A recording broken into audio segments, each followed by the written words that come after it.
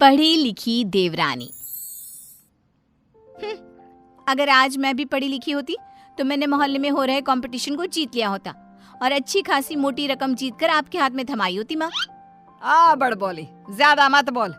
जितना तेरा कद है ना उससे भी 50% कम बोला कर। इस घर में ही क्या, हमारे खानदान में किसी भी औरत को पढ़ने की इजाजत नहीं है। देख तेरी बड़ी भाभी मधु, ये भी कहाँ पढ़ी है, इसके घर वालों ने भी इसे पढ़ने नहीं दिया। तो अब आप बाकी लोग जो करेंगे वही करोगी? पढ़ना सिर्फ लड़कों के हाथ में है। किताब, पेन, पढ़ाई ये आदमी ही कर सकते हैं, क्योंकि उन्हें ही तो आगे जाके कमाना है। औरतों को तो सिर्फ बेलन, झाड़ू और पोछा यही करना है जीवन भर। और तेरे इस कंपटीशन को जीत कर मुझे नहीं चाहिए पैसे। मेरा बड़ा बेटा सागर अब कमा रहा है और छोटा बेटा तेज भी अपने कॉलेज की पढ़ाई के बाद कमाएगा ही। तारिणी, तू तो बस अपनी बड़ी भाभी से खाना बनाना और घर के बाकी काम करना सीख ले। सच में आप सबकी सोच ना जमीन में धसी हुई रहेगी लाइफ टाइम। न जाने क्यों मैं इस घर में पैदा हुई। ऐसा नहीं बोलती तारिणी। तारिणी रोकर अपने कमरे में चली जाती है। पाठक परिवार में आज तक किसी भी लड़की ने पढ़ाई नहीं की और सिर्फ लड़कों को ही इजाजत दी जाती है, लड़कियों को नहीं। बिंदु के 2 बेटे होते हैं। बड़ा बेटा सागर जो एक अच्छी नौकरी करता है और उसकी बीवी मधु है, और छोटा बेटा तेज जो अभी कॉलेज में अपने लास्ट ईयर की पढ़ाई पूरी कर रहा होता है। बिंदु और यशराज ने कभी अपनी बेटी तारिणी को पढ़ने नहीं दिया, जिसकी शिकायत वो आज तक करती है। तेज को अपने कॉलेज में प्रीति नाम की एक लड़की से प्यार हो जाता है। प्रीति, वो दरअसल मुझे ये बात तुमसे बहुत समय से कहनी है। कल इकोनॉमिक्स के क्लास के बाद मैं तुम्हारे लिए रुका भी था, लेकिन तुम चली गई। बोलो ना तेज, क्या हुआ, क्या कहना है तुम्हें? प्रीति, अब मुझे तुमसे प्यार हो गया है। क्या तुम मुझसे शादी करोगी? देखो, हम पिछले 5 साल से एक दूसरे को जानते हैं। आई नो तेज, जैसे तुमने अपनी जज्बातों को मन में छुपा के रखा, वैसे मैंने भी छुपाया। मैं भी तुमसे प्यार करती हूँ, लेकिन मैं तुमसे शादी कैसे कर पाऊंगी? क्यों? कौन रोक रहा है हमें? जहाँ तक मुझे पता है हमारे शहर में लड़कियों को पढ़ने नहीं देते, ना ही पढ़ी लिखी लड़कियों से शादी करवाई जाती है। तुम्हारी बहन तारिणी भी नहीं पढ़ पाई ना अब तक। आई नो, फिर तुम्हारी माँ कैसे मानेंगी? तुम इस सब की चिंता मत करो। I'll fix that all। बस भरोसा और हिम्मत रखो। तेज घर जाकर अपने माता पिता बिंदु और यशराज से बात करता है इस बारे में, और प्रीति के बारे में जानकर बिंदु और यशराज कहते हैं, हैं? तू बोरा गया है क्या लल्ला? देख, ये सब हमारे घर में ही नहीं, राज घरानों में भी होता है। अब प्रीति के माँ बाप होंगे फिर फुरी, लेकिन हम नहीं। हाँ बेटा, ये शादी कतई नहीं हो सकती। शादी में लड़का आगे और लड़की पीछे होती है। वैसे ही जीवन में भी पत्नी पति से एक कदम पीछे ही होनी चाहिए। ठीक है, अगर आप लोगों को ये सही लगता है तो मैं भी वही करूँगा जो मुझे सही लगता है। अब आप सब मेरा मरा हुआ मुंह ही देखोगे। गंगाजल तैयार रखिएगा। हाय हाय लल्ला, ये तू क्या बोले जा रहा है? पागल हो गया है क्या?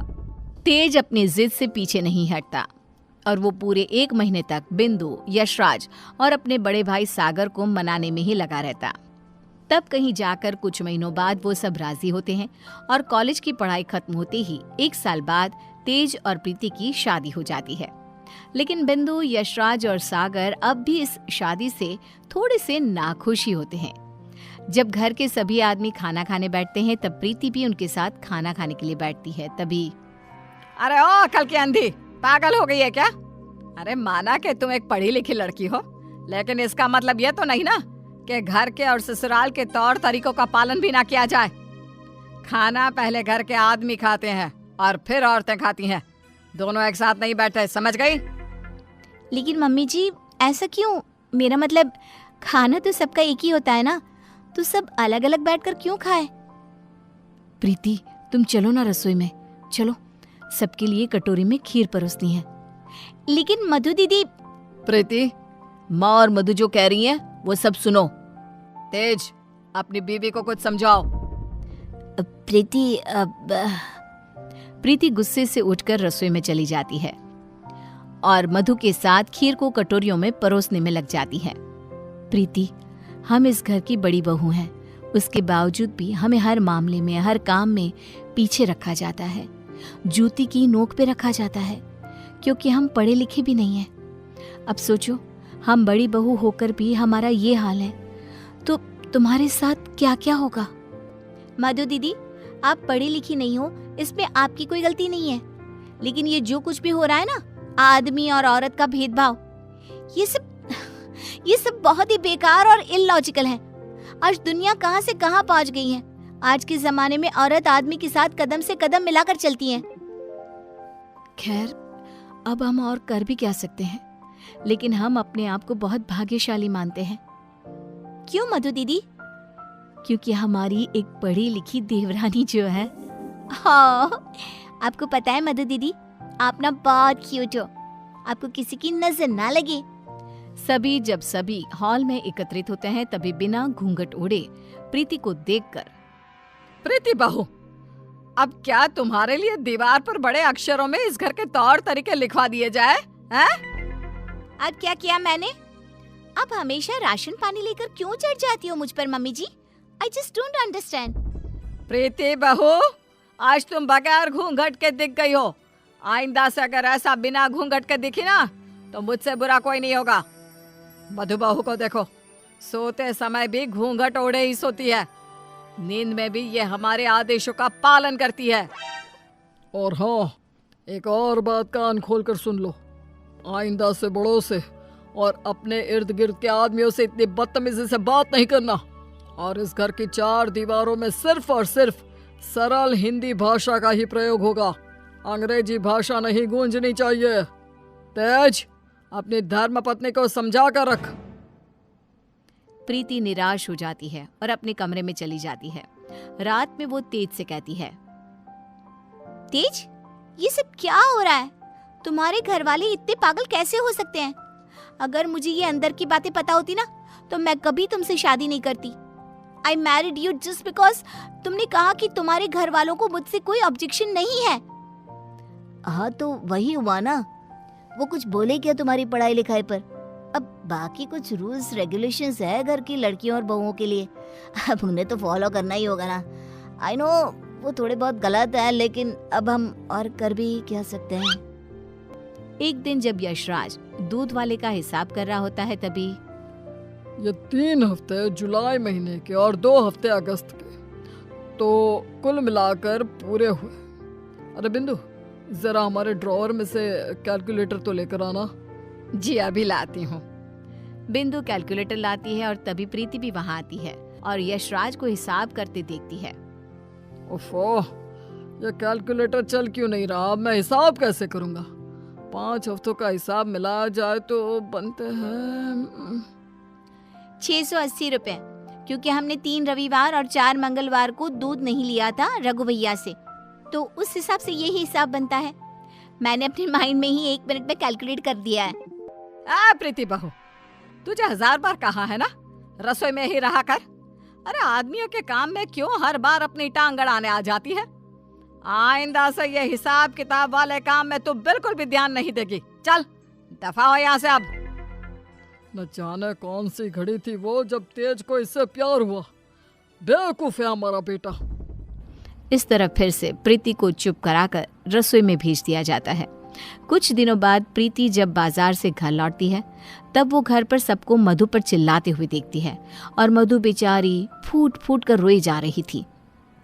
सब तुम्हारी गलती है, तुम्हारी वजह से ही मैं बाप नहीं बन सकता कभी। पता नहीं क्यों आई तुम मेरी जिंदगी में, पनौती हो तुम, पनौती। लेकिन सागर जी, डॉक्टर साहब ने कहा है कि आपके अंदर कुछ मेडिकल इश्यूज है, जिसकी वजह से आप कभी बाप नहीं बन पाएंगे। अब इसमें हमारी क्या गलती है? ओए मधु, ज्यादा ऊंची आवाज से बात मत कर। वही तो। प्रीति से अपना गुस्सा कंट्रोल नहीं किया जाता और वो तुरंत अंदर आकर चिल्लाती है, बस, आप सबको ये क्या हो गया है?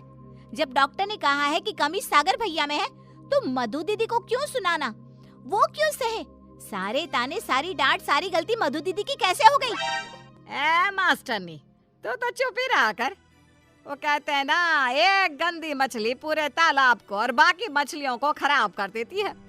तू ना वैसी ही है। तेरी वजह से ही ये मधु बहू भी उल्टा बोलना सीख गई है। नहीं माँ, ये सरासर गलत है।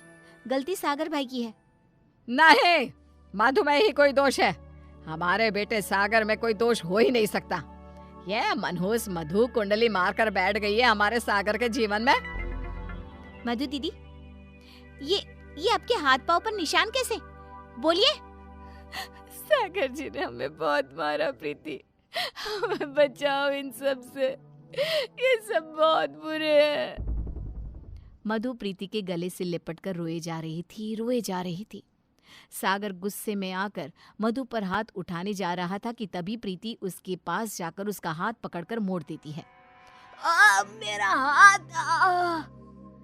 एक आदमी अगर गुस्से में शैतान बन जाए तो एक औरत क्रोध में काली का रूप धारण कर लेती है। समझ गए सागर भैया? और आप सब, अरे एक बार ध्यान से सोचिए, दिल से सोचिए ना। अगर ऊपर वाले ने आदमी और औरत को साथ में बनाया है तो हम क्यों फर्क करें? क्यों औरतें आदमियों से पीछे रहे? दोनों साथ में कदम से कदम मिलाकर चल सकते हैं ना। साथ में काम करके अपना घर, अपनी गृहस्थी चला सकते हैं ना। गलती सोच की है। अगर सोच बदलोगे तो ही बदलाव आएगा, वरना जमीन में ही धंस के रह जाओगे। उतने में तेज अपने साथ पुलिस अफसर्स को लेकर आता है। सागर भाई, आप मेरे बड़े भाई हो, लेकिन आज जो मुझे आपके बारे में पता चला, कैसे आप मधु भाभी को मारते हो, उन पर अत्याचार करते हो, इसके बाद से आप मेरे कोई नहीं। मेरे लिए आप ना के बराबर हो गए हो। इंस्पेक्टर साहब, गिरफ्तार कर लीजिए इन्हें। पुलिस सागर को डोमेस्टिक वायलेंस के केस में गिरफ्तार कर लेती है और उसे लेकर जाती है। माँ, पापा, प्रीति और मैंने फैसला कर लिया है कि हम अब इस घर में और नहीं रहेंगे और अकेले किसी शहर में जाकर रहेंगे। मधु दीदी और तारिनी भी हमारे साथ चल सकती हैं। इस तरह तेज और प्रीति वहां से चले जाते हैं और मुंबई शहर आकर तारिनी और मधु दोनों भी पढ़ने जाती हैं और सभी अपना जीवन खुशी से बिताते हैं। वहीं बिंदु और यशराज, जिन्हें तेज हर महीने पैसे और खत भेजता है, वो दोनों अपने बच्चों की याद में रोते रहते हैं और उनके खतों को ही पढ़ते रह जाते हैं। हमारे चैनल कुमार कहानी वाला पर और अधिक इंटरेस्टिंग वीडियो देखने के लिए अभी चैनल को सब्सक्राइब करें तथा नोटिफिकेशन पाने के लिए बेल आइकन को प्रेस करें।